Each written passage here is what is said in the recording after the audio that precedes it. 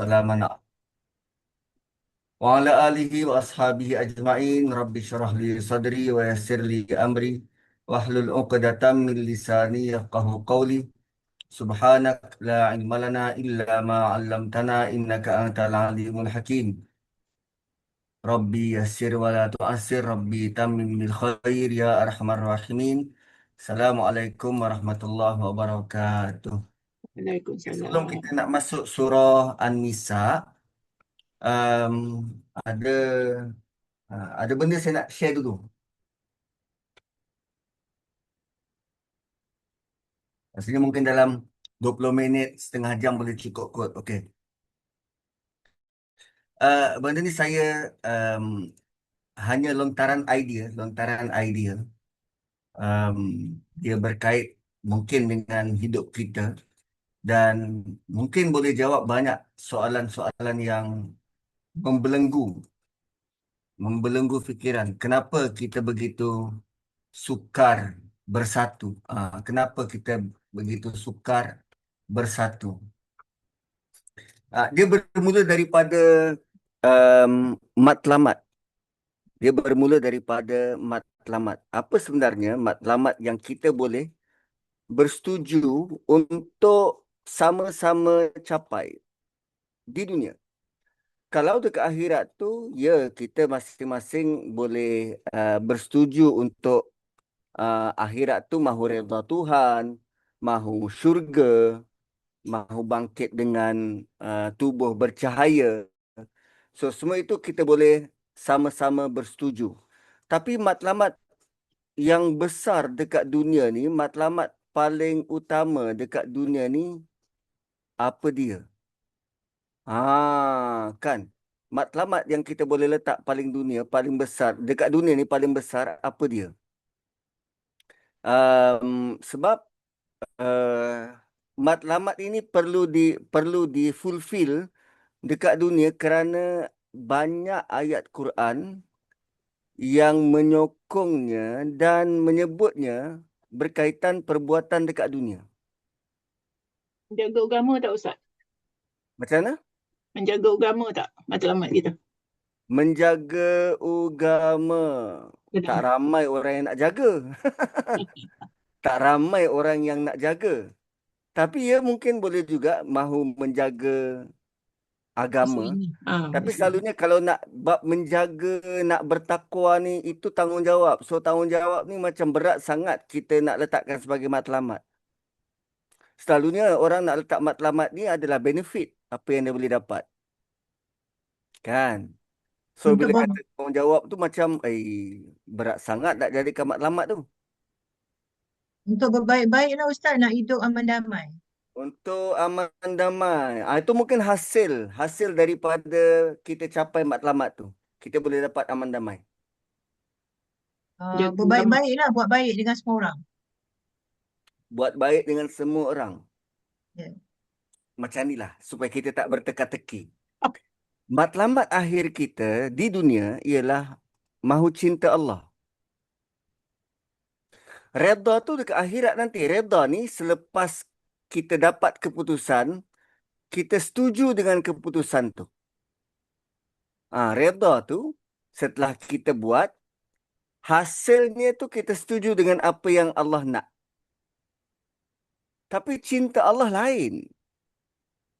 Cinta Allah ni kita sabar, kita dapat cinta Allah. Innallaha yuhibbus sabirin.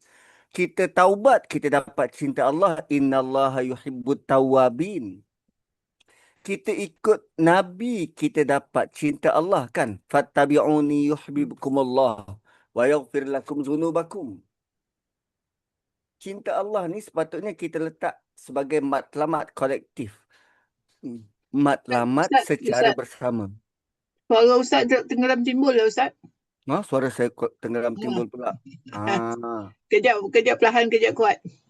Okey je Kak Noh. Saya dengar okey je. Kak Noh punya lain. Ustaz kena kuat sikit. Okey. Saya cuba kuat sikit. Cuma begitulah matlamat akhir kita sepatutnya kita boleh letak secara kolektif, iaitu cinta Allah. Kerana semua orang mahu dan semua orang akan dapat rasa dia punya benefit. Semua orang mahu dan semua orang akan dapat rasa benefit dia. Dan cinta Allah ni, yuhibbullah ni, dia berkait rapat dengan ayat-ayat sewaktu kita hidup dekat dunia. Dan antara cara paling besar untuk kita boleh dapatkan cinta Allah ni melalui kesatuan, iaitu dalam surah Saf. Dalam surah Saf tu, innallaha yuhibbul ladzina yuqatiluna fi sabilihi saffa. Sungguh Allah cinta kepada orang yang bermati-matian atas jalan agama dia dalam keadaan bersatu, dalam keadaan berbaris. Dalam keadaan bersaf-saf, berbaris. Cuma yang peliknya ialah bukannya orang tak tahu bahawa bersatu itu Allah suka dan bersatu itu boleh dapat cinta Allah. Orang tahu, tapi kenapa sangat sukar nak bersatu? Kenapa sangat sukar nak bersatu? So di sinilah di pages saya nak kongsikan sukarnya kita bersatu kerana Allah ada titipkan dalam surah An'am. Selepas daripada surah Nisa ni nanti kita akan jumpa surah Ma'idah, kemudian kita akan jumpa surah An'am. So dalam surah An'am ni Allah beritahu macam ni, ayat 63. Qul ma yunajjikum min zulumatil barri wal bahri tad'unahu tadarruan wa khufyah la in anjana min hadhihi lanakunanna minasyakirin. Sebut pada mereka wahai Muhammad, siapa yang selamatkan mereka daripada kesukaran di darat dan di laut? Dan waktu itu mereka berdoa sungguh-sungguh dalam keadaan terbuka dan secara sembunyi. Dan mereka berjanji kalau mereka berjaya daripada bencana yang ini, confirm mereka akan jadi orang yang sentiasa bersyukur. So manusia waktu susah, dia berdoa pada Allah dan menyatakan aku janji mahu menjadi orang yang bersyukur. Syakir, isim fa'il, sentiasa bersyukur. Dan syakir, kesyukuran paling tinggi ialah solat. Dia mungkin berjanji, ya Allah aku jadi orang masjid lah lepas ni. Kan? So, selepas daripada itu Allah beri respon. Allah lah yang selama ini menyelamatkan kamu dan menyelamatkan setiap kali datang bencana dan kesukaran dan kesusahan. Allah lah yang selamatkan kamu. Selepas kamu selamat, kamu buat apa? Summa antum tusyrikun. Kamu syirik pada dia. Asalnya kita mahu syukur, paling tidak berlawanan dengan syukur kita jadi kufur. Tapi tak. Allah kata, kamu selepas daripada itu, selepas kamu selamat, kamu syirik. Bukan lagi kufur, tapi syirik. Syirik yang bagaimana? Menduakan Tuhan. Apa maksud menduakan Tuhan? Kita terus sembah Tuhan lain ke tak? Kita lebihkan, selepas kita selamat dari bencana, kita lebih agung-agungkan pencapaian kita. Kalau bukan kepandaian aku, kalau bukan kerana strategi aku, kalau bukan kerana semua tentang kalau bukan kerana aku. Tapi tidak pernah meletakkan Allah yang selamatkan aku. Tak. Malah malu pula nak sebut pasal Allah ketika negara kita berjaya keluar daripada kemelut ekonomi yang membelenggu. 1998 kita kena bencana ekonomi. Tak ada sebut Allah yang keluarkan kita. Semua tentang kepintaran pemimpin itu, kebijakan kita punya ini, dasar pandang ke situ, dasar pandang ke sini. Summa antum tusyrikun. Berjaya daripada COVID juga begitu perangai kita. Ni sekarang tengah tekanan ekonomi. Nanti bila keluar daripada belenggu ini pun begitu. Manusia akan tetap begitu. Summa antum tusyrikun. Kemudian kamu syirik. Kemudian Allah beritahu apa? Kalau kita masih dalam perangai begitu, Allah kata dia mampu. Dia sangat mampu untuk turunkan azab dari atas. Allah akan datangkan tekanan demi tekanan. Tekanan pemimpin. Tekanan dari pemimpin yang zalim. Tekanan dari bos yang tak ada hati perut. Tekanan daripada ekonomi. Tekanan daripada dari inflasi. Walhal ekonomi dan inflasi bukannya manusia pun. Tapi dia bentuk tekanan yang menghantui kita. Ha, bentuk tekanan yang menghantui kita. Dan kemudian apa lagi? Wa au min tahti arjulikum, atau tekanan daripada bawah. Kemarahan rakyat, kemarahan orang bawah, kemarahan anak-anak kita, kemarahan isteri kita. Semuanya tak kena. Dari atas menekan, dari bawah pun menekan. Sentiasa menekan-nekan kita. Itu azab kedua. Azab ketiga. Au yalbisakum syi'a. Atau Allah pakaikan kamu pakaian berpuak-puak. Allah kata dia pakaikan tahu. So, bila dipakaikan, maksudnya baju itu menjadi jati diri. Kita tak boleh nak beza antara diri kita dengan pakaian kita. Sampai ke tahap macam tu. Sehingga kalau kita pakai pakaian, pakaian kita tu pakaian politik. Kita bermati-matian menyokong parti kita tu sampai mati. Bukan sekadar pakaian berpuak-puak. Wa yuziqa ba'dakum ba'sa ba'd. Allah akan timpakan, rasakan kezaliman orang lain, kesakitan hasil daripada kezaliman, kerosakan yang dibuat oleh orang lain, Allah rasakan pada kita dan kita pula menyakiti orang lain. Saling bergaduh, berperang.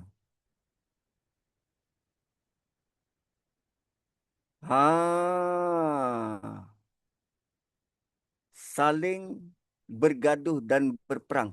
Dan akhirnya Allah sebut pada Nabi. Unzur, lihat wahai Muhammad. Kaifa nusarriful ayat. Bagaimana kami mengulang-ulang, memperinci, menerangkan ayat-ayat kami.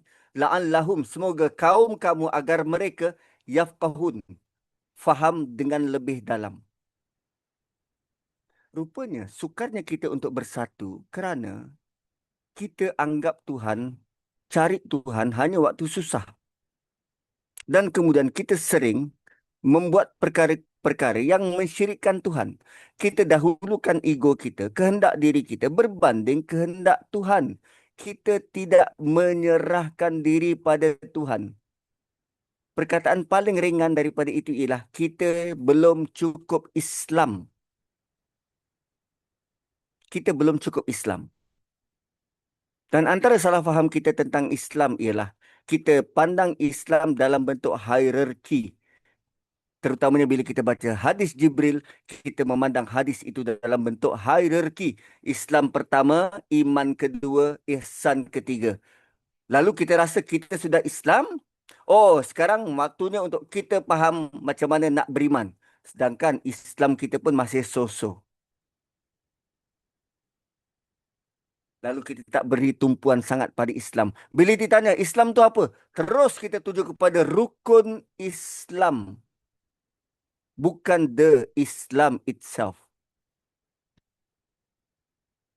Maka kerana itu, kalaupun diingatkan, ayat 66 sangat memilukan. Wa kadzdzaba bihi qaumuka. Hai, kaummu akan mendustakannya, wahai Muhammad. Mendustakan fakta yang di atas ini. Fakta yang kata kita saling sakit menyakiti. Fakta saling berpuak-puak. Fakta bahawa itu merupakan azab daripada Allah. Kita mendustakan. Wa kadzdzaba bihi qaumuka. Kaummu akan tetap mendustakan. In denial, tak percaya walaupun diingatkan. Wa huwal haq, sedangkan itu adalah kebenaran. Di sini di dalam kurungan Al-Quran. Al-Quran adalah attempt ulama tafsir mahu fahamkan apa maksud bihi. Sedangkan bihi, dia adalah apa yang berada di sebelum tu. So sekarang mahu faham Islam tu apa dan bagaimana. Saya bawa dua contoh daripada dua orang Nabi. Kita baca sejarah Nabi. Dan kita perlu lihat juga dimensi bagaimana para Nabi ini mengajar kita tentang Islam. Okey. Contoh pertama, Nabi Adam alaihissalam. Macam mana Nabi Adam ajar kita Islam? Begini. Allah sendiri berfirman. Fa'azallahuma syaitanu anha. Syaitanlah yang menggelincirkan mereka berdua daripada syurga. Allah tahu, Allah beritahu siapa the main culprit, siapa bersalah. yang menggelincirkan Nabi Adam? Syaitan. Selepas tu ayatnya, fatalaqa Adamu min rabbih kalimat. Allah ajar Nabi Adam kalimah taubah. Fataba alaihi, lalu dia bertaubat. Nampak tak? Nampak tak the Islam is? Begini. Yang salah syaitan. Yang dihantar ke dunia, syaitan, Adam dan Hawa. Sekarang, Allah ajar Nabi Adam bertaubat. Adam bertaubat. Ini kalimahnya. Rabbana zalamna anfusana wa illam taghfir lana wa tarhamna lanakunanna minal khasirin. Itu kalimah taubat. Nabi Adam terus bertaubat sebab Allah suruh. Nabi Adam tidak pun menuding jari. Kata, ya Allah, syaitan tu yang salah. Bukan aku yang salah. Kenapa aku perlu bertaubat?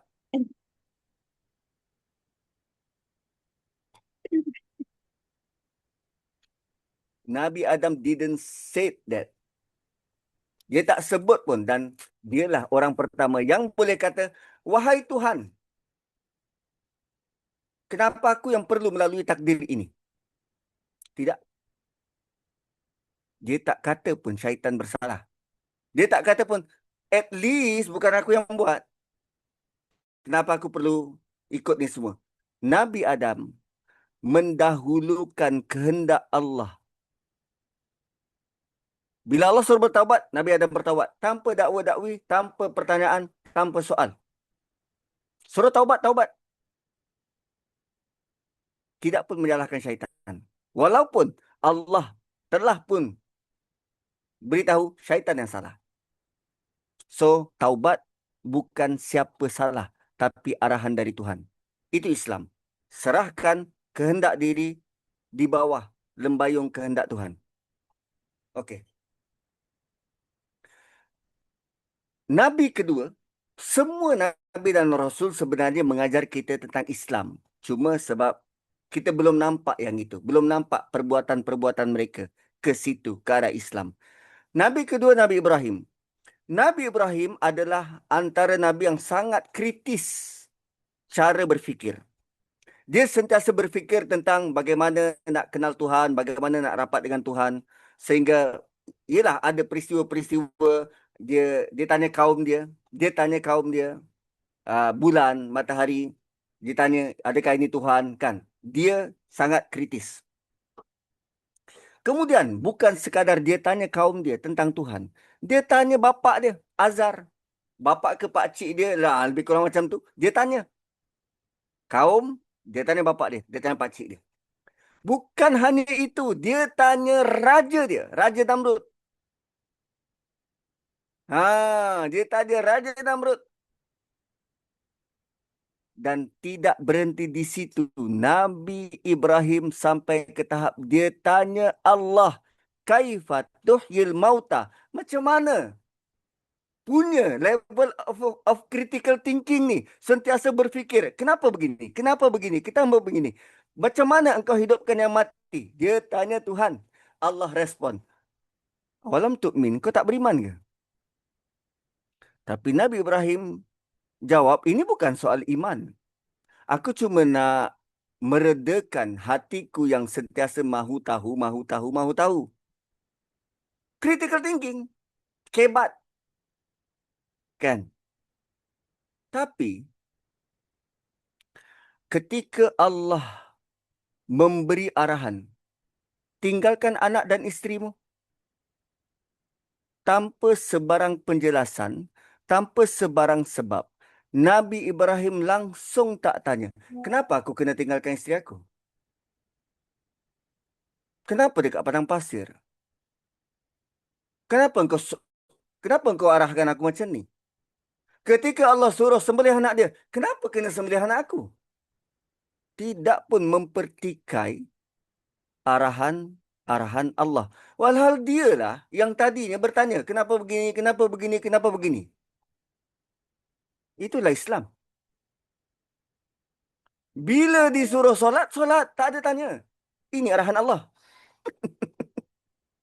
Tapi tak kala Allah suruh melihat langit. Oi, kenapa langit macam tu? Mencari untuk lebih faham dan lebih faham. Tapi tak kala menerima arahan, tak patuh pada mak bapak. Terima. Bukan mencari-cari alasan, kenapa kena patuh mak bapak, mencari hikmah di sebalik itu. Tak ada. Terus, buat. Patuh. Taat pada pemimpin. Taat. Jangan mengumpat. Tidak mengumpat. Lain. So, rupanya tuan-puan, kita perlu redefine cara kita memandang Islam itself.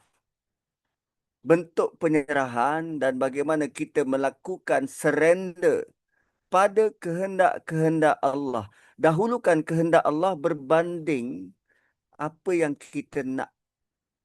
Itu nanti tak masuk Nabi Yusuf, Zulkarnain, yang bila dia dah siap satu projek, dia kata, Haza rahmatum min Rabbi.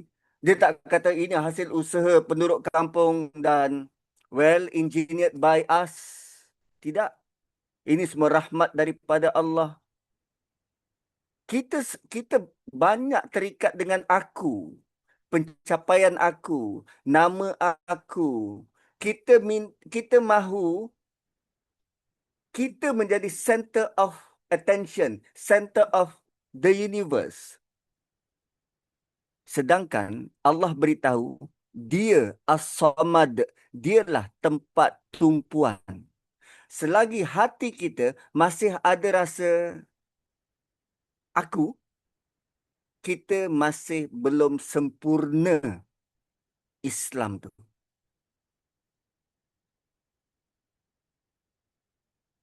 Dan the worst part, bila kita in denial bahawa kita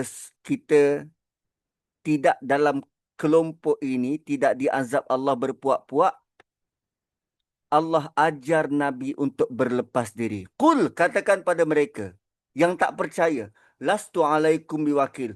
Aku sampaikan je, aku tidak ditugaskan untuk menjaga urusan korang. Bayangkan, Nabi berlepas diri. Apa chances untuk orang macam ni dapat syafaat Nabi SAW? Bila dalam ayat ini sendiri, Nabi kata, aku tidak menjaga urusan kamu.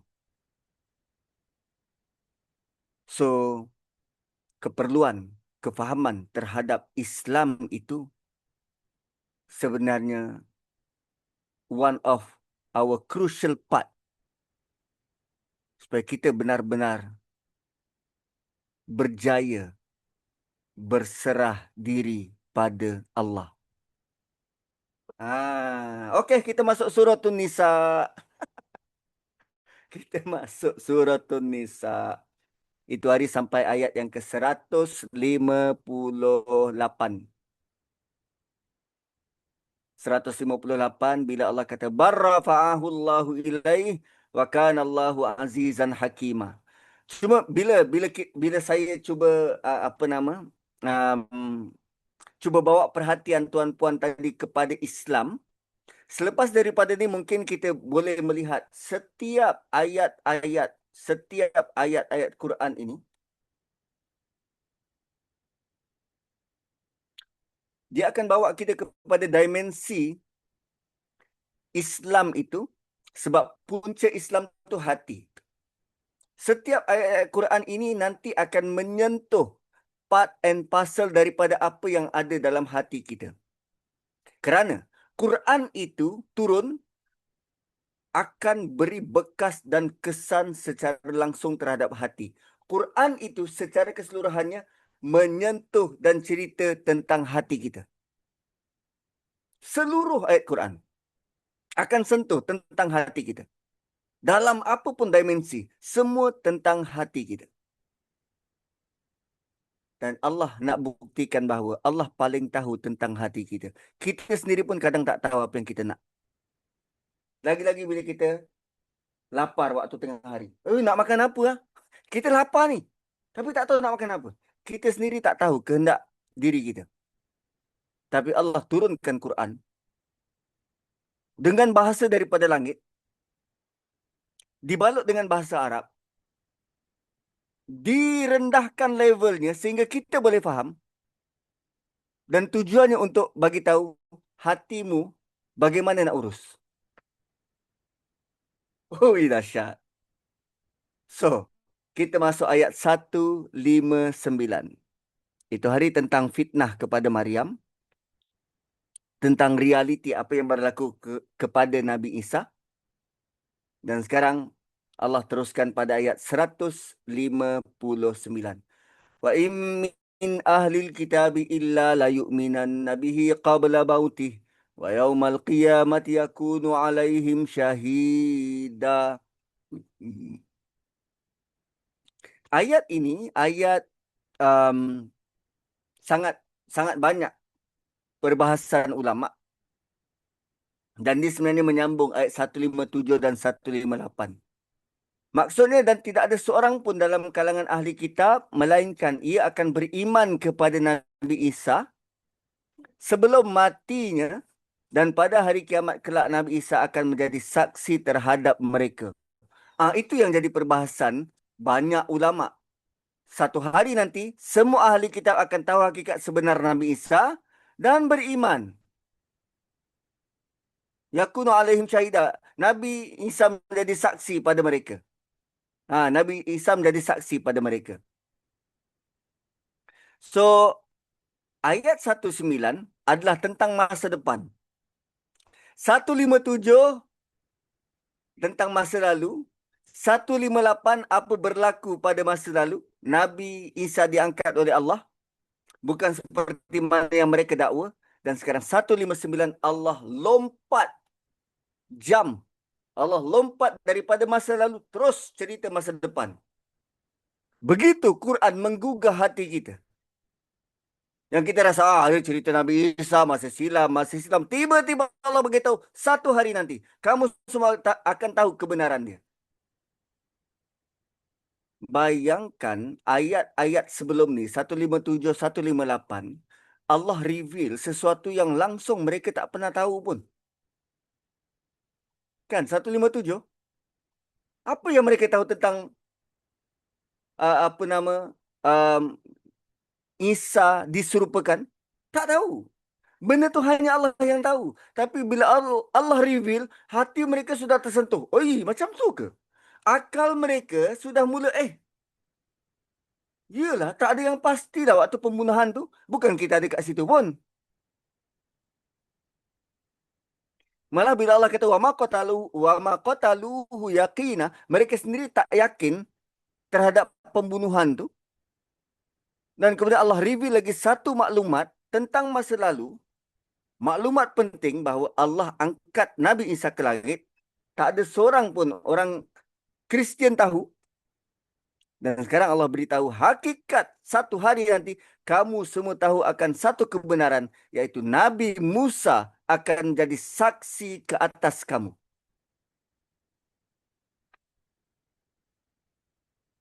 Satu hari nanti kamu akan tahu. Wa in min ahlil kitab. Tak ada seorang pun dari ahli kitab. Tak kisah ahli kitab tu merupakan Kristian ataupun Yahudi. Sebab Yahudi yang merancang untuk bunuh Nabi Isa. Mereka percaya benda tu. Dan mereka tak tahu. Adakah Nabi Isa diserupakan ke diangkat ke langit? Tak tahu. Yang tahu siapa? Kita, sebab kita dapat Quran. Yahudi meyakini mereka berjaya bunuh Nabi Isa. Yakin? Kristian pula dalam masa yang sama, mereka bukan bangsa Yahudi. Nabi Isa kan orang Yahudi. Bani Israel. Kristian bukannya bangsa Yahudi. Orang luar. Diangkat. Nabi orang lain jadi Tuhan. Sekarang Allah beritahu. Tapi mereka menerima kitab Injil tu. Kerana legasi daripada Nabi Isa. Mereka beriman dengan Injil. Walaupun 800 tahun selepas itu digubah, digubal macam-macam. Ditokok tambah. Tapi Allah iktiraf mereka sebagai ahli kitab. Walaupun orang luar. So, wa in min ahlil kitab, Yahudi dan Kristian, illa la yu'minan nabihi. mereka pasti akan beriman kepada Nabi Isa. La yu'minan nabihi, penegasan yang sangat kuat. Pasti dan pasti dan pasti. Pasti berlaku. Qabla mautihi, sebelum kematian Nabi, sebelum kematiannya. Di sinilah nya tu kembali pada siapa? Ha, ha, ha, ha, ha. Kata ganti nama itu siapa punya? Ahli kitab punya ke ataupun Nabi Isa?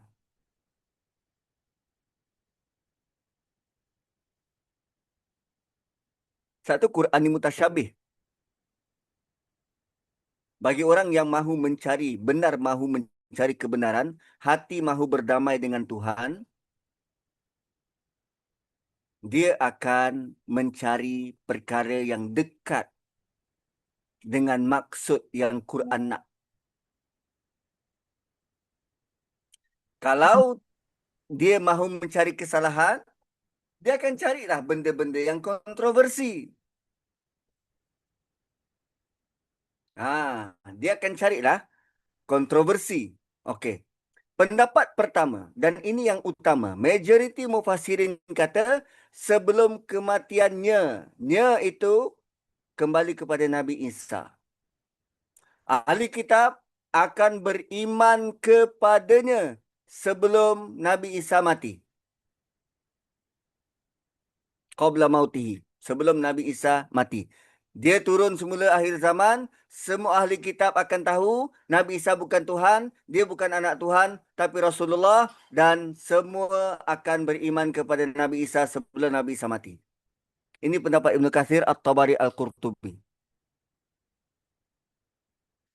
Kemudian dalam tata bahasa Arab, kata ganti nama hanya akan berfungsi untuk mewakili isim yang terdekat dengan dia. Isim terdekat dengan dia ialah ahli kitab. So, pendapat kedua kata sebelum kematian ahli kitab itu sendiri. Maksudnya, sebelum mana-mana orang Kristian mati atau sebelum mana-mana orang Yahudi mati, dia akan nampak hakikat siapa Nabi Isa itu. Allah tunjuk sebelum dia mati. Tapi waktu itu sudah terlambat.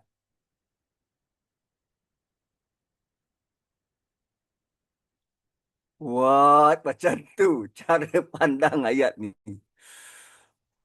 So, wa yaumal qiyamati yakunu alaihim syahida, dan Nabi Isa akan jadi saksi. Apa maksud jadi saksi? Nabi Isa akan jadi saksi depan Allah. Siapa yang benar-benar ikut dia? Siapa yang dustakan dia? Dan siapa yang melampau terhadap dia? Cuma saya ada, yelah, bila kita baca dan cuba konon-konon memandai-mandai dalam surah Saf kat ujung, saat dia berkaitan dengan Nabi Isa. Di ujung surah Saf tu kita tahu ada cerita tentang Hawariyin, pembantu Nabi Isa. Pembantu Nabi Isa. Allah kata, Nabi Isa tanya, siapa yang nak jadi pembantu Allah? Ansari ilallah. Siapa yang nak jadi pembantu Allah? Hawariyun angkat tangan, kami. Kamilah pembantu Allah. Kamilah pembantu Allah. Lalu dijalankan aktiviti-aktiviti yang bertujuan membantu agama Allah, membantu Allah. Kesan daripada itu, kesan daripada apa yang mereka buat, kesan daripada dakwah mereka. Okay? Kesan daripada kesatuan mereka, dakwah mereka, fa'amana ta'ifatun min Bani Israel. Maka sebahagian Bani Israel beriman. Wa kafarat ta'ifah. Dan sebahagian daripada Bani Israel itu kufur, tak terima. Lalu Allah kata, fa'ayyadna alladhina amanu. Kami bantu orang-orang yang beriman ala aduwihim, atas musuh mereka. Kami bantu orang beriman atas musuh mereka. Fa'asbahu zahirin. lalu mereka menjadi dominan. Mereka menang. Sekarang Allah cerita tentang Hawariyin yang membantu agama Allah. Kemudian Allah kata mereka menang. Ada pernah sampai berita pada kita tentang kejayaan Hawariyin ni? Macam mana Allah boleh kata mereka menang? Menang dah tentu terkenal. Terkenal dah tentu kita tahu. At least 2-3 nama Hawariyin. Disciple of Isa. Tapi tak ada pun. Dan orang Kristian pun tak sebut-sebut nama. Kecuali anggapan-anggapan Luke, Matthew yang ada dalam kitab Injil sekarang ni, Bible sekarang ni. Itu semua merupakan Hawariyin dan itu pun diorang ragu betul ke? Mark kan.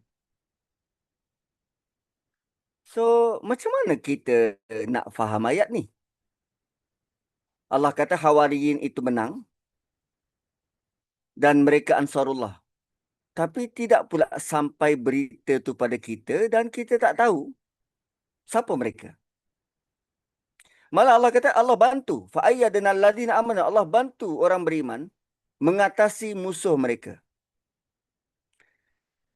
Sekarang cuba kita kaitkan. Selepas daripada Nabi Isa, Hawariyin akan terus berjuang, berdakwah. Sehingga mereka diburu seorang demi seorang, dibunuh akhirnya. Nama pun hilang daripada peta sejarah. Tapi in between Nabi Isa dan Nabi SAW, Quran bawa satu cerita tentang pemuda-pemuda beriman. Yang menurut catatan sejarah, mereka mati kembali selepas tidur begitu lama, kemudian dibangkitkan, kemudian mati kembali. Tempoh mereka mati itu lebih kurang 20 tahun sebelum Nabi SAW dilantik jadi, sebelum Nabi SAW lahir. Lebih kurang 20 tahun, 30 tahun sebelum Nabi lahir. So maksudnya, pemuda-pemuda kahfi ini yang beriman, ada tak kaitan dengan Hawariyin? Kalau ikut kronologi tu, daripada mana mereka dapat maklumat iman ni?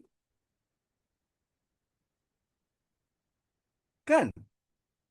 Boleh jadi mereka dapat part and parcel daripada apa yang diusahakan oleh Hawariyin, mengembangkan agama, menjadi pembantu-pembantu Allah. Lantas Allah bantu orang beriman mengatasi musuh mereka. Ini ni boleh jadi, ada possibility Allah sebut tentang Ashabul Kahfi. Fa'asbahu zahirin. Lalu mereka menjadi orang yang menang.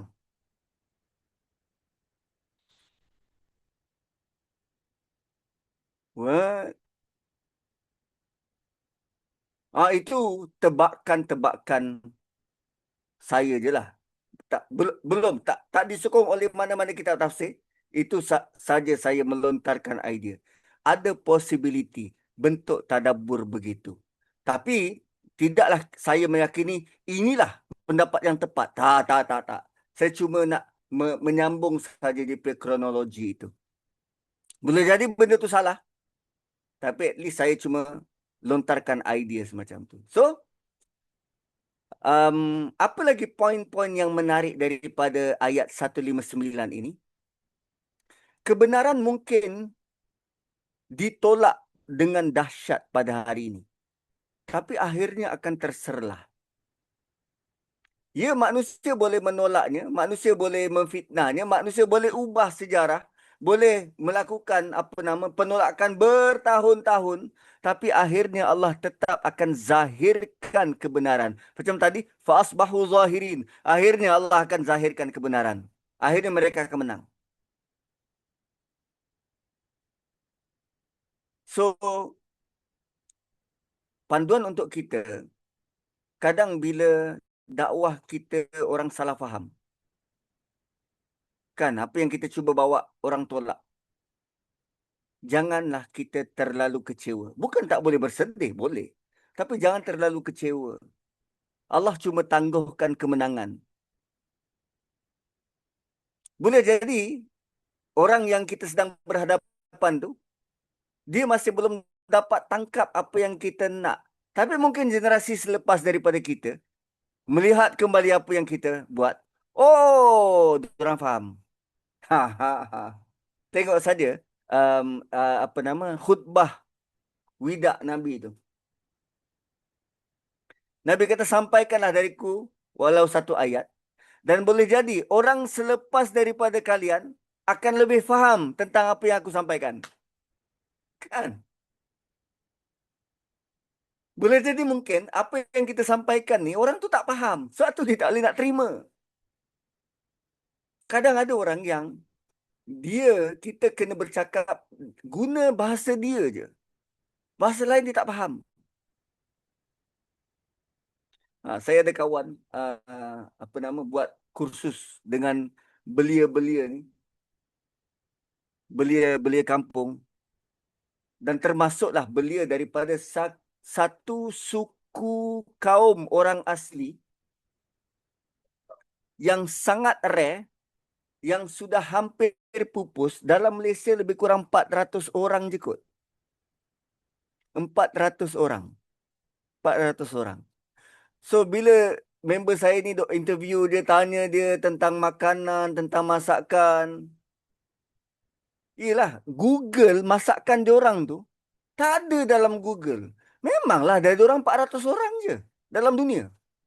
Memanglah. Kalau tak viral memang kita tak tahu. So, boleh jadi bila kita bercakap, dia tak faham bukan sebab apa yang kita bawa tu tak bagus. Tapi kerana medium tu. Seolah tangguh tu. Dan boleh jadi 20 tahun, 30 tahun akan datang, idea itu akan terpakai. So, jangan risau. Yang kedua, Nabi Isa sendiri akan jadi saksi terhadap umat dia. Dan apa yang patut kita rasa? Orang Kristian dakwa dia cinta Nabi Isa. Dia cinta Isa. Tapi Nabi Isa sendiri akan jadi saksi bahawa mereka melampau terhadapnya. Kita kadang pun klaim, aku cinta Nabi. Malam cinta Nabi. Malam cinta Rasul. Tapi macam tadi suratul An'am. Kita saling berlawan. Kita tak bersatu, bermusuhan. Kita pakai pakaian berpuak-puak sehingga menganggap itulah jati diri kita.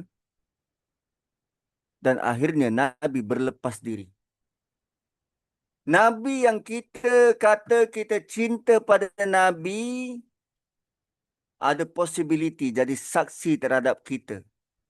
Kalau kita mendustakan ajaran dia. Dan seluruh hidup manusia ini yang ketiga. Seluruh hidup kita ini sebenarnya menuju kepada satu realiti yang datang dari Allah. Kita nanti akan menuju kepada satu realiti yang datang daripada Allah. So sebab tu, bila kita melihat realiti ini, kita kena lihat dalam-dalam. Adakah ini realiti dunia yang menipu atau realiti sebenar?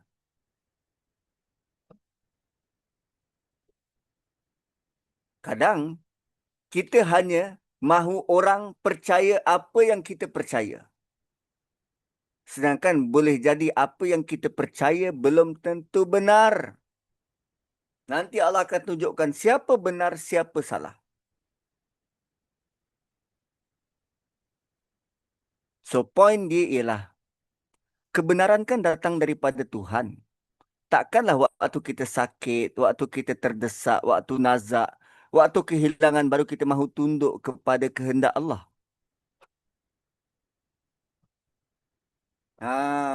Kan. So,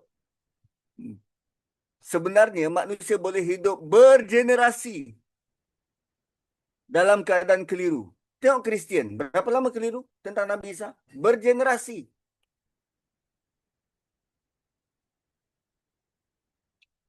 Tapi saat datangnya kebenaran, walau sesaat,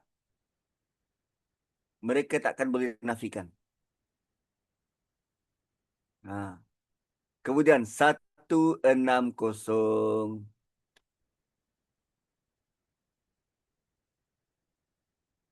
160.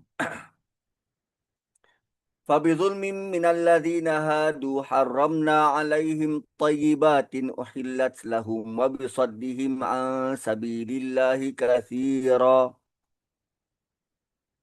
Allah jelaskan satu prinsip yang besar. Apa dia?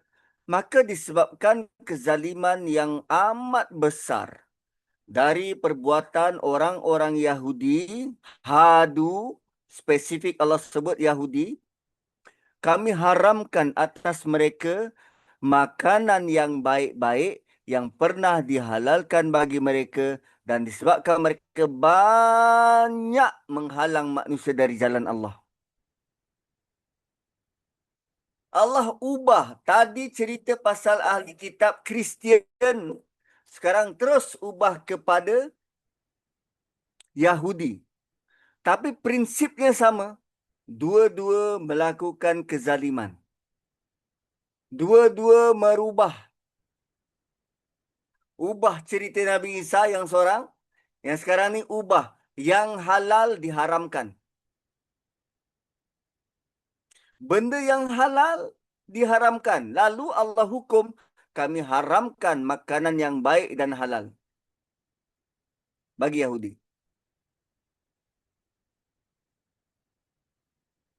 Nikmat yang ditarik bukan kerana Allah zalim, tapi kerana manusia sendiri yang masuk dalam kezaliman. Fabizulmin, kerana mereka berterusan dalam kezaliman. Sebab itu Allah buat keputusan haramkan benda yang halal. Benda ini sama je kalau kita darah tinggi, kecil manis, sakit jantung, buah pinggang. Asalnya gula tu kita boleh makan. Tapi sebab tak terkawal, doktor sampai marah kita tak cut sugar. Bukan itu diharamkan untuk kita. Cuma hanya senya perintah itu tak datang dari langit. Tapi konsepnya sama. Kita punyalah tak kawal untuk makan makanan berminyak, berlemak. Sehingga habis kita salur darah tersumbat. Dan akhirnya sampai satu tahap kita kena stroke, langsung tak boleh makan apa. Walhal makanan yang sedia ada itu halal dan baik. Kerana kezaliman yang kita buat sebelum tu berterusan. Tapi di sini, apa yang kita buat itu rendah. Itu level kesihatan. Di sini, orang Yahudi, dia memang pada dasarnya tak pernah bersetuju dengan apa yang Allah tawarkan. Dia gagal untuk Islam. Hatinya gagal untuk menyerah pada Tuhan. Dan sekarang Allah bawa contoh. Hati yang tak mahu berserah, menyerah pada Tuhan. Bila Allah haramkan, mereka halalkan. Bila Allah halalkan, mereka haramkan. Natijahnya apa? Nikmat tarik balik. Apa pelanggaran-pelanggaran yang mereka buat?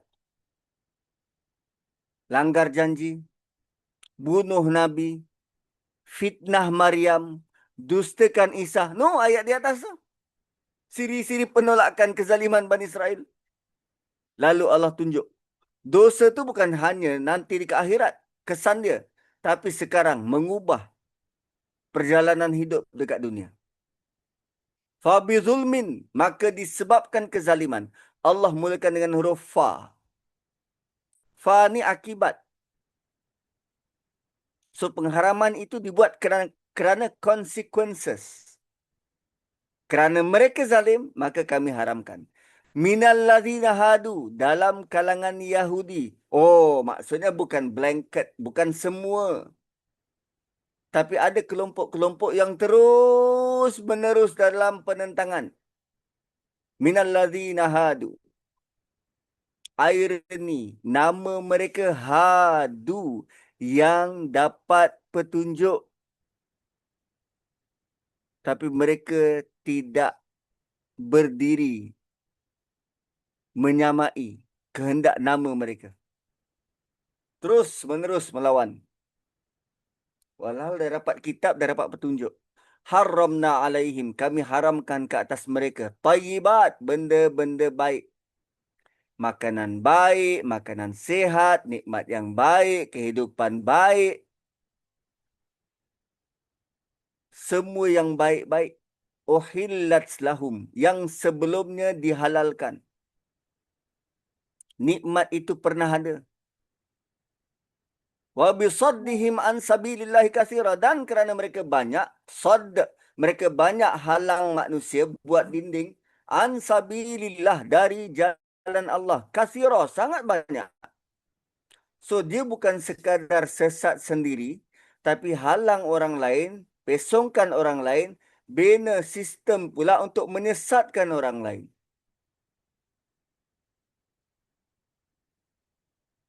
So rupanya kadang-kala nikmat hidup kita ditarik sebab kezaliman-kezaliman yang pernah kita buat. Dosa tu boleh menyebabkan nikmat hidup ditarik balik. Masalah kita bukan sebab kita tak usaha. Bukan sebab tak cukup strategi. Tapi kezaliman yang berlaku. Perang Uhud misal kata. Kezaliman yang berlaku, gagal mematuhi perintah Nabi SAW. Kalah.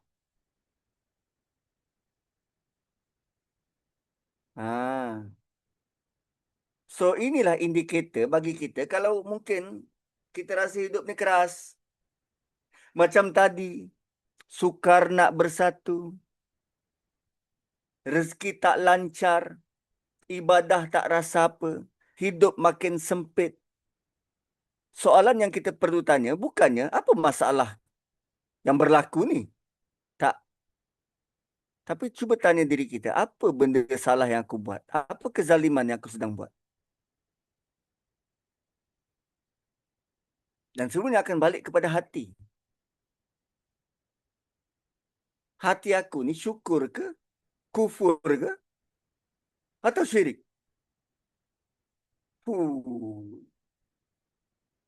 Satu bila Nabi kata syirik itu bagai batu hitam, semut hitam dalam batu hitam, dalam kegelapan malam. Kita sepatutnya sangat perlu berhati-hati tentang summa antum tu syirikun tu, kebenaran kamu syirik.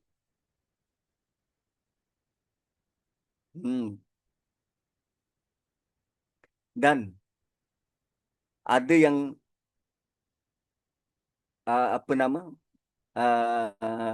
ada yang sangat menggerunkan.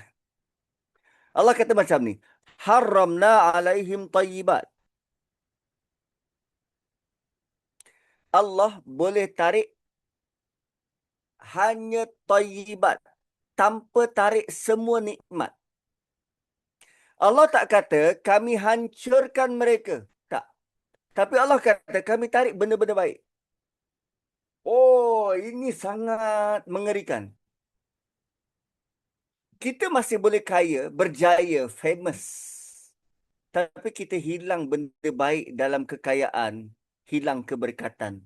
Dalam berjaya, hilang ketundukan. Dalam famous tu, hilang ketenangan.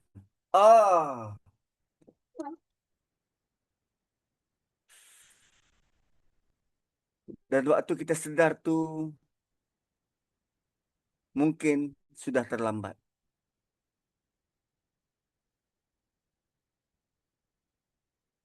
So kadang ada manusia yang hanya membilang-bilang kuantiti. Membilang-bilang. Tapi dalam pada itu masih ada tak benda-benda tayyib yang baik dalam apa yang kita bilang tu. Dan kemuncak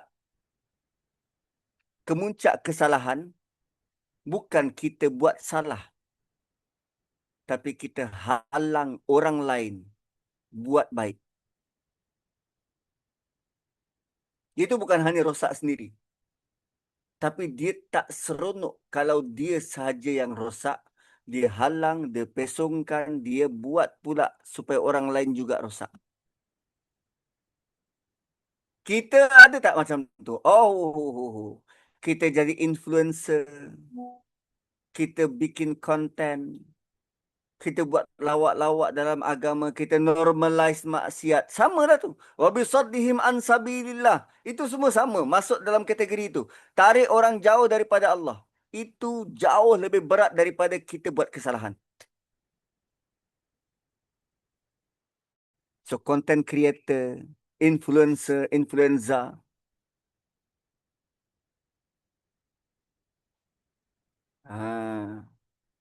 So, 10.18 kita berhenti dulu. Kembali kepada Anti Noria.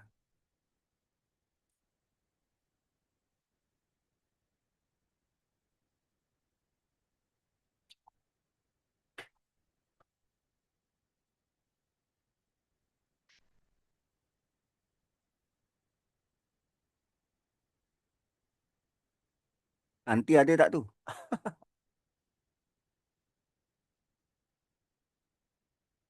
Sekejap Ustaz. Okey, silakan. Yang nak bertanya silakan. Terima kasih Ustaz.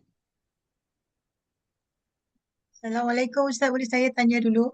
Waalaikumsalam. Silakan. Ustaz, saya nak balik kepada apa yang Ustaz share tentang kenapa manusia susah bersatu tu. Saya kira mesti Ustaz dalam atau imam-imam dalam khutbah Jumaat ada menceritakan pasal ni lah. Jadi sejauh mana Ustaz rasa orang-orang kita ni lah dekat Malaysia ni faham tentang ini? Kenapa mereka sebenarnya tak boleh bersatu? Soalan saya. Ya. Boleh jadi macam tu. Saya ada akses untuk pengaruhi pembuat teks khutbah ni. Ada, boleh. Dan saya akan cuba slatekan idea-idea macam ni supaya setiap kali khutbah tu dia akan timbulkan kesedaran-kesedaran baru. Keperluan kita untuk bersatu, apa uh, risiko kalau tak bersatu, apa halangan kepada kesatuan tu. Saya akan cuba masukkanlah from time to time. Terima kasih JP cadangannya tu. Sebab saya tertarik Ustaz bercakap bila apakah matlamat kita. So mungkin dia orang tak faham sebenarnya apa matlamat mereka. Sama ada dalam berparti ke, dalam persatuan ke, dalam apa-apa je lah Ustaz. Kan? Mm-mm. Macam-macam berlaku sekarang ni kan. Contohnya di Negeri Sembilan tu kan. Mm-mm. Sedihnya semuanya orang Islam lah kan. Yang tak bersatu ni. Ya, betul. Kerana ia melibatkan ketua raja dan ketua agama kan. Mm-mm. Sepatutnya dihormati pada tempat yang selayaknya. Ya. Mm-mm. Kat Selangor pun sedih. Dia berani buat sultan macam tu. Ya. Yalah, yang sedihnya orang Islam juga yang buat kan Ustaz kan. Orang Melayu. Betul. So, susah kalau kata sama ada orang Melayu ni betul Islam. Betul lah Ustaz kata kita ni tak cukup Islam. Belum sempurna kot. Belum cukup Islamnya. Ya. Hmm.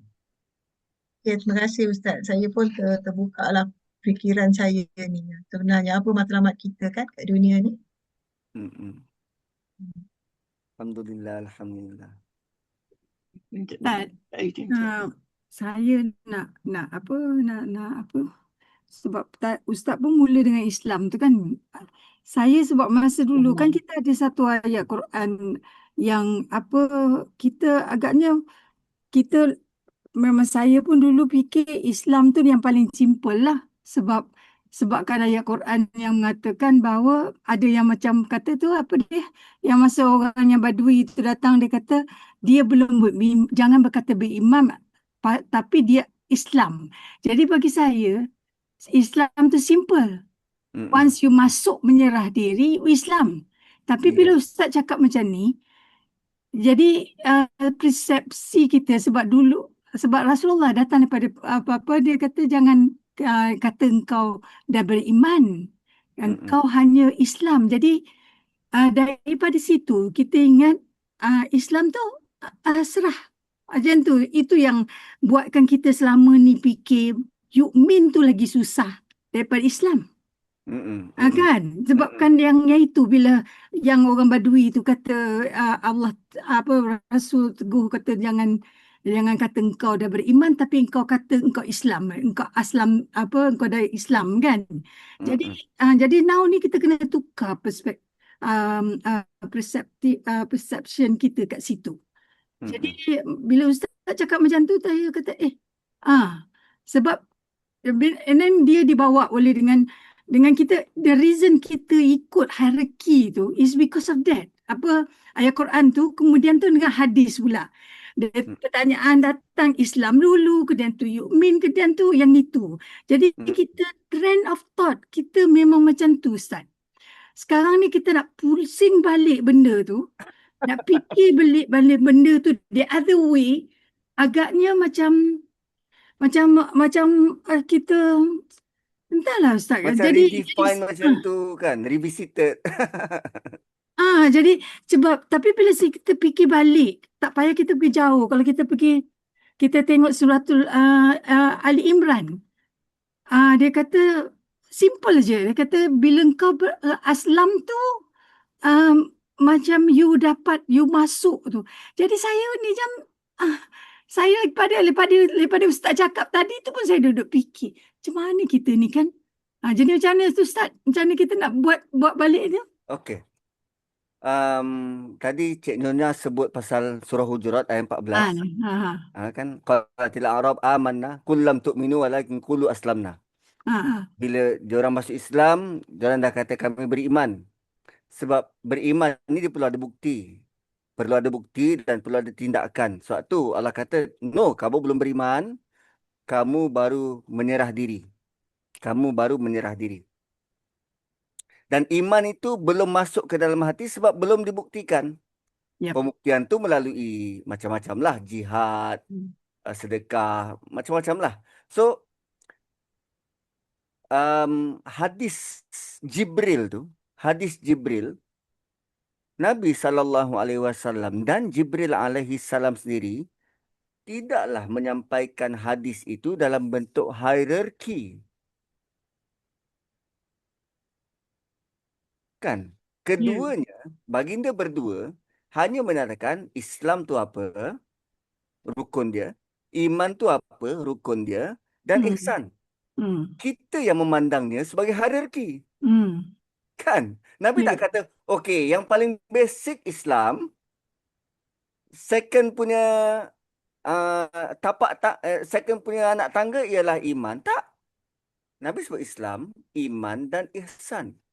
Nabi tak pun kata ihsan yang paling bagus. Kita yang meletakkan tangga-tangga itu. Lantas bila kita letakkan begitu, minda bawah sedar kita kata, kita dah Islam, sekarang kita tumpu pada iman. Sedangkan erti penyerahan itu pun kita masih lagi so-so, 6-7. Kan masih lagi so-so. Jadi sepatutnya kita melihat ketiga-tiga dimensi Islam, iman dan ihsan. Berbeza dimensi dan kita perlu mendalami setiap satu serentak. Dia perlu pada dalam bentuk seimbang begitu. Bukan dalam bentuk bertingkat. Kalau bertingkat, kita kena satu. Tapi kita kena fahami serentak. Ihsan itu bila kita benar menyerah diri, ada pembuktian, barulah kita rasa Allah memerhati. Sebab bila kita buat sesuatu, kita mahu benda itu diiktiraf. Tapi bukan oleh manusia. Kita mahu Allah terima. Sebab tu Nabi Ibrahim doa, Rabbana taqabbal minna. Itulah ihsan. Wahai Tuhan, aku nak engkau yang terima. Anta'budallah ka'annaka tarah. Engkau beribadah pada Allah seperti mana Allah melihatmu. Tu, ya Allah, hanya engkau yang terima. Rabbana taqabbal minna. Terimalah daripada kami. Saat Nabi Ibrahim sangat ihsan bahawa Allah melihat, Allah yang menerima, Allah yang menolak. Dia doa, ya Allah, terima. So, dia ada apa nama bukan turutan lah kot. Bentuk maklumat-maklumat penting tentang Islam, tentang iman, tentang ihsan melalui cerita Nabi Ibrahim dalam surah Baqarah tu. Rabbana taqabbal minna itu adalah permohonan dia yang keempat. Permohonan ketiga ke keempat? Ketiga. Ketiga. Kalaulah kita mahu melihat Islam tu dalam bentuk hadis Jibril tu dalam bentuk hierarki, memang kita akan rasa Islam tu is the very basic thing yang kita rasa kita dah settle. Tapi Ustaz kan, macam kita kan, kita duduk fikirkan selama ni kan, dia kata, okey, kalau dia baca syahadah je, nanti dia mati, dia terus ke syurga. Menunjukkan bahawa just by saying Islam tu, you don't have to prove anything. Kan? You get the ticket straight away. Kan? Jadi macam it's simpler. Itu yang kalau kita tengok dengan suratul Al-Hujurat ni kan, kita pun macam tu. Allah pun ayat tu pun kata, jangan engkau tak boleh kata engkau beriman, engkau just kata engkau dah Islam, aslam tu. Perkataan tu mungkin dengan syahadah je menunjukkan dia Islam. Jadi kita tengok juga macam Allah betapa orang kata betapa Betapa ringannya. hebatnya dengan aslam ni Ya, aja. ya. Aslam ni, perkataan aslam tu cukup dah memberi kita tiket. Jadi macam mana tak Ustaz? Ustaz Okey. faham tak lah? Saya ni kan susah Okeylah. nak explain apa benda saya Bila fikir. bila sebut syahadah, kan Nabi kata siapa yang menyebut la ilaha man qala la ilaha illallah dakhalal jannah. Siapa yang sebut la ilaha illallah dia masuk syurga. Dakhala pula dalam bentuk Itu apa nama past madi. tense. Madi. Kan past tense madhi. So dia pasti masuk syurga. Itulah. Cuma bila masuknya tu Nabi tak sebut. Okey. Boleh jadi singgah dulu. Tapi yang penting masuk. Okey. Yang penting masuk. Okey. Itu satu part. Part yang kedua, untuk kita terjemah Islam, tidaklah terhad hanya pada satu ayat macam ni.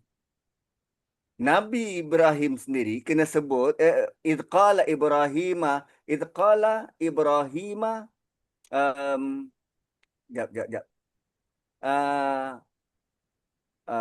Wa may yarghabu an millati Ibrahim illa ma safiha nafsah wa laqad istafainahu fid dunya wa innahu fil akhirati laminas salihin.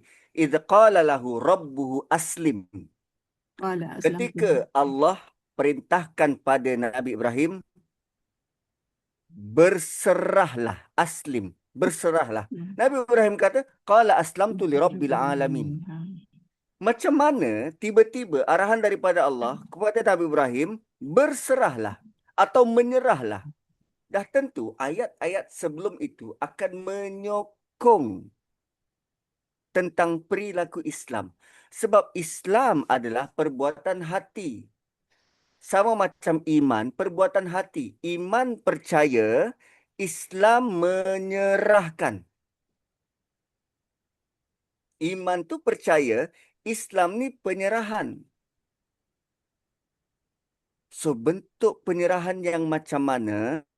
Kalau kita masih lagi mengejar ego, mahu jadi center of attention, mempertuhankan diri, asyik menyalahkan Tuhan, dan seumpamanya. Hmm, iman ni tentang percaya, yakin, tapi satu part daripada hati itu dia perlu menyerahkan. Dia percaya Tuhan, tapi belum tentu dia menyerahkan. Kan kalau kita nak bawa contoh harian, um, kita dengan anak menantu. Kita dengan anak menantu. Kita cakap dengan anak menantu, hari ni mak nak ajar kau masak um, ikan salmon asam pedas. Tradisi keluarga kami. Kan. Ikan salmon asam pedas tradisi keluarga kami. Anak menantu orang luar, dia tak pernah masak benda tu. Kita hanya bagi dia resepi. Kita hanya bagi dia resepi. Adakah bila kita bagi resepi tu, kita terus serah bulat-bulat? Ataupun kita masih lagi syak wasangka, betul ke dia boleh masak dengan tepat ni? Rasa dia ngam ke tak ni? Cuba aku tengok sikit, monitor sikit. Itu belum penyerahan. Kalau penyerahan, kita bagi resepi, bagi bahan, kau masaklah. Apapun hasilnya nanti, aku akan redha.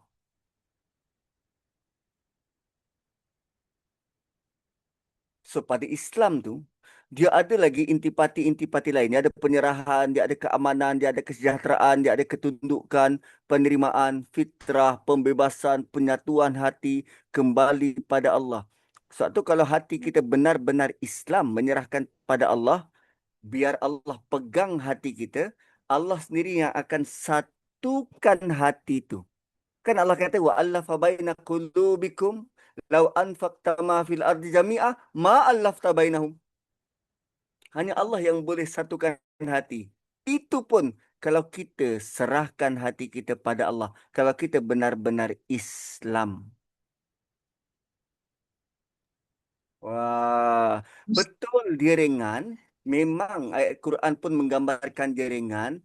Memang ringan kita nak menyerahkan kalau kita faham. Ustaz, pada saya dia tidak ringan. Oh, tak ringan ya? Ya, sebab ini apa yang ilmu yang cetek yang saya ada Ustaz kan. Sebagai seorang Muslim, kita wajib tahu apa ni ilmu yang paling tidak pun yang tiga yang utama ni kan. Mm-mm. Ilmu akidah, fikih dan fikih dengan tasawuf kan. Ya. Tapi macam tadi kata percaya semua tu ilmu akidah kita, betul tak? Betul. Tapi Ustaz juga cakap kita nak cinta Allah. Cinta Allah tu semuanya pasal hati kan. Ya, Jadi ilmu tasawuf ni dia nak dekatkan diri dengan Allah. betul. Mestilah dengan hati. Jadi saya rasa kita ni born Muslim ni tak tahu sebenarnya apa tu ilmu tasawuf. Membawa hati ke Allah tu. Jadi saya macam mana nak kata? Saya nak kata salah sistem pendidikan agama kita ke? Nak salah ibu bapa kita ke? Macam mana Ustaz? Apa komen Ustaz? Sebab kalau semuanya melibatkan eventually kita nak cinta Allah, kita kena bawa hati kita, roh kita kepada Allah. Tapi kita tak tahu macam mana. Tu sebab yang hati busuk, hati berdengki, bergaduh, semua pada hati kan Ustaz kan? Ya, Tapi kita betul. tak tahu macam mana dia ilmu apa yang kita perlu ada, skill apa yang kita perlu ada untuk membawa hati kita ni ke jalan Allah. Tu komen saya Ustaz. Tu saya rasa berat tu Ustaz sebab macam Ustaz kata syirik tu gelap kan, tak nampak. Mm-mm. Begitu juga hati, ikhlas tu tak nampak Ustaz. Ya. Betul tak? Betul. Saya setuju dengan apa nama, ya, bila berkaitan dengan hati, dia akan menjurus kepada nak membersihkan tazkiyah, tasawuf. Dan saya ada pendapat peribadi berkaitan dengan tarekat. Tarekat yang ahli sufi.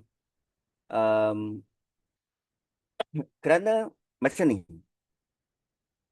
Tarekat ini adalah percubaan manusia untuk mengenal hati dia. Untuk membersihkan hati. Jadi ada manusia yang berusaha, katalah dia punya usaha nak bersihkan hati dengan dia mengungkapkan lafaz La ilaha illallah 100 kali setiap hari. Okey, ni contoh. Satu orang manusia attempt buat percubaan untuk ungkapkan La ilaha illallah 100 kali. Kemudian setelah dia buat 100 kali, dia rasa macam belum puas. Dia tambah lagi 100. Dia rasa belum puas. Dia tambah lagi 100. Sampai yang kali ketiga, 300 ini, datang pula ilham lain. Oh, okey. Selain daripada La ilaha illallah, dia dapat kefahaman baru.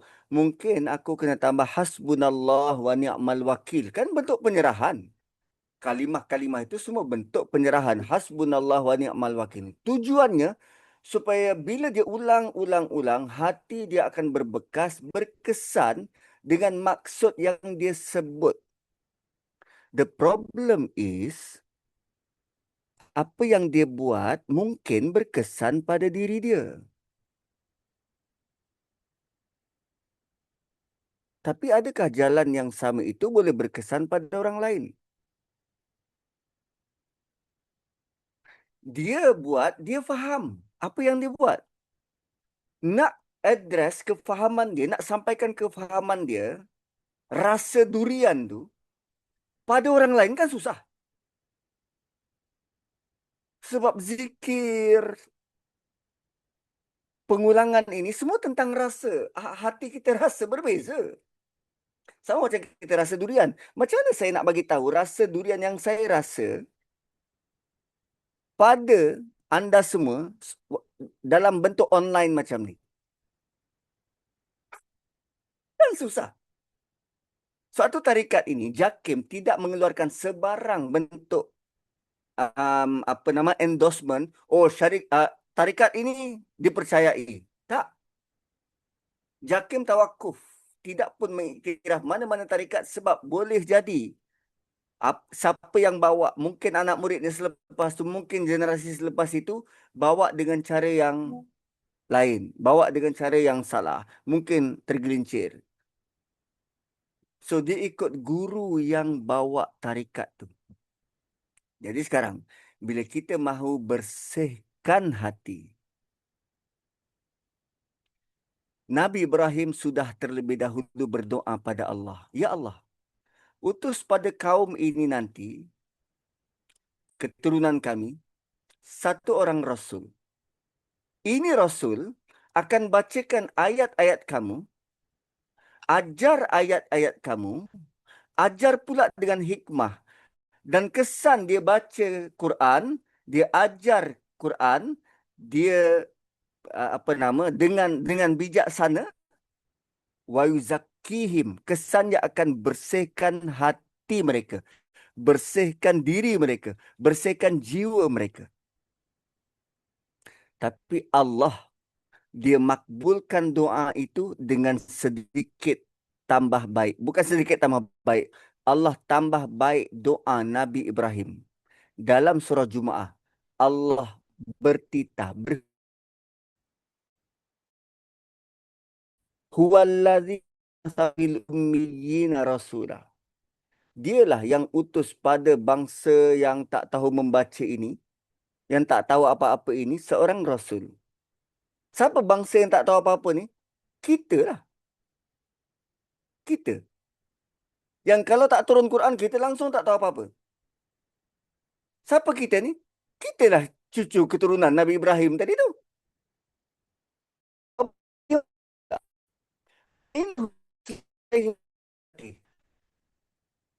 Dia akan bacakan ayat Quran pada bangsa ini. Wa yuzakkihim. Baca saja ayat Quran itu akan memberi kesan membersihkan, menyucikan hati. Rupanya, baca Quran itself sudah boleh menyucikan, membersihkan hati. Tak perlu belajar pun. Belajar tu yang ketiga. Yatslu alaihim ayatihi wa yuzakkihim wa yu'allim letakihim kat belakang. Setelah faham, amal, belajar, barulah bersih hati. Tapi Allah ubah. Allah kata, kau baca pun sudah boleh membersihkan hati. Tapi bagi kita, kita tidaklah sekadar mahu sampai pada level baca dan beri kesan. Tak. Kita membaca dan kefahaman itu sebenarnya boleh membuka, membersihkan, membuka liang-liang zulumat, kegelapan dalam hati itu. So, apa yang kita sedang buat ni sebenarnya adalah proses untuk semakin Islam pada Allah. Jangan risau. Teruskan belajar Quran, teruskan belajar tafsir, tadabbur, memahami. Semua itu adalah proses untuk kita lebih tahu tentang Islam. Wallahu a'lam.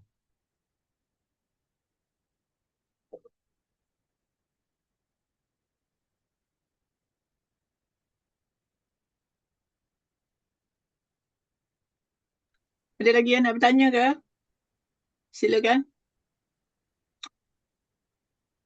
Kalau tak ada, kita berhentilah. Sekarang dah 10.43. Silakan Ustaz, kita tutup kuliah malam ni. Dengan So, tasbih kafarah. kita tutup dulu dengan tasbih kafarah dan suratul Asr. Subhanakallahumma bihamdik. Nashhadu an la ilaha illa anta wa nastaghfiruka wa natubu ilaik. Wal asri innal insana fi khusrin illa alladhina amanu wa amilus solihat. Wa tawasaw bil haqqi wa tawasaw bis sabr. Assalamualaikum warahmatullahi wabarakatuh. Terima kasih semua. Terima kasih.